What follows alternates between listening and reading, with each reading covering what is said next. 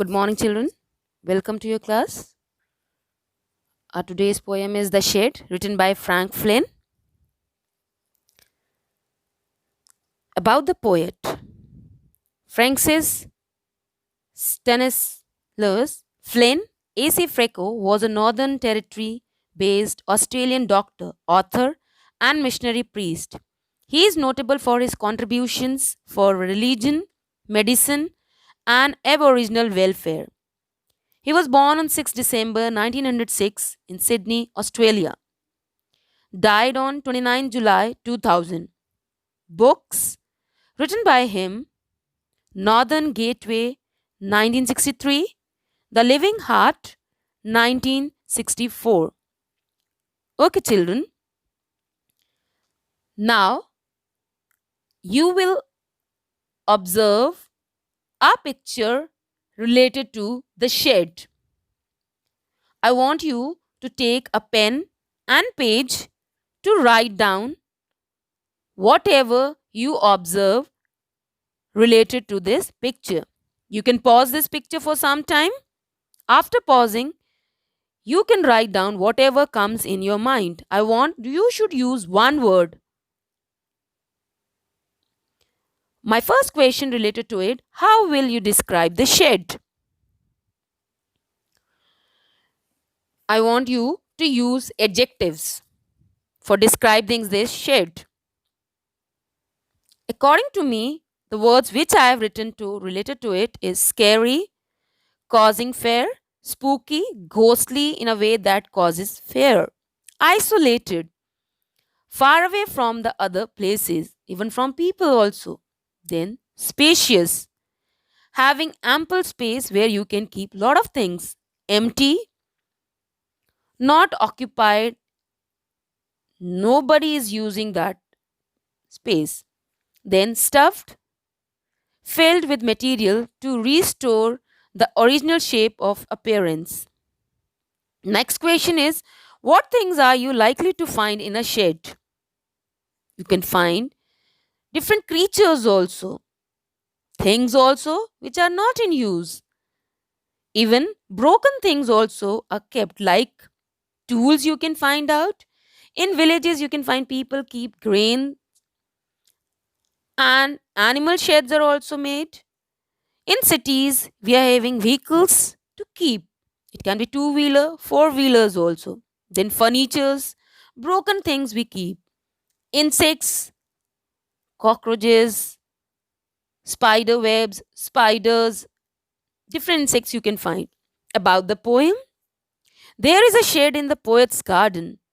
He is curious to find out what is inside the shed. He explores his feelings about the shed and what it possibly contains.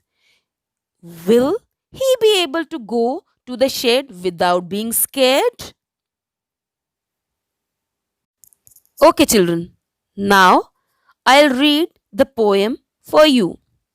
There is a shed at the bottom of our garden with a spider's webbing hanging across the door. The hinges are rusty and creak in the wind.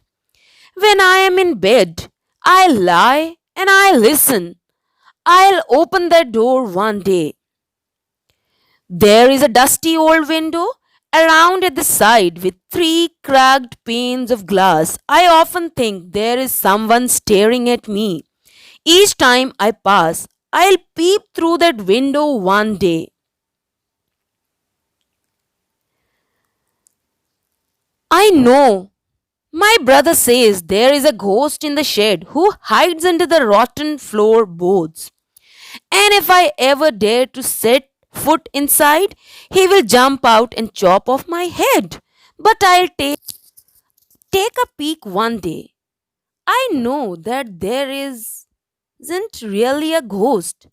My brother tells lies to keep the shed for his den.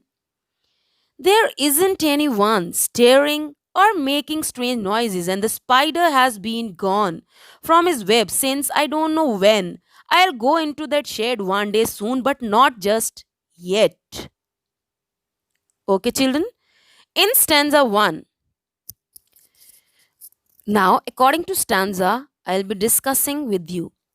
In first stanza, the location of the shed is at the bottom of the garden. A spider's web is seen. You can see the picture also hanging across the door. When the wind blows, the creaking sound of the rusty hinges attracts the poet's attention. Hinge, a movable joint on which a door, gate, or lid swings. You will see the poet is in a relaxed mood as he is now in bed and plans to satisfy his curiosity to see what is hidden inside the shed. You can see the picture of rusty hinge also as it is shown over here. Now, stanza 2. There is a dusty old window around at the side. The window that is quite old is covered with dust. Even the three glass panes are seen. The poet thinks that someone is staring at him whenever he happens to pass the shed. He is sure that one day he will peep through the window. Third stanza.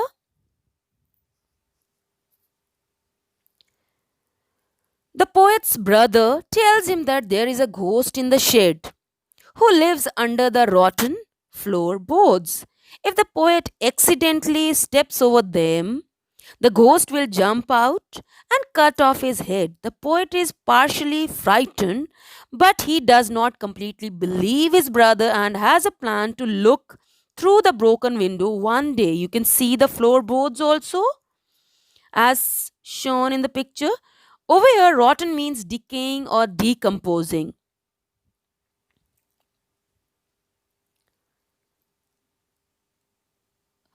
Chop means to cut into pieces, as his brother was telling him that ghost will chop off his head.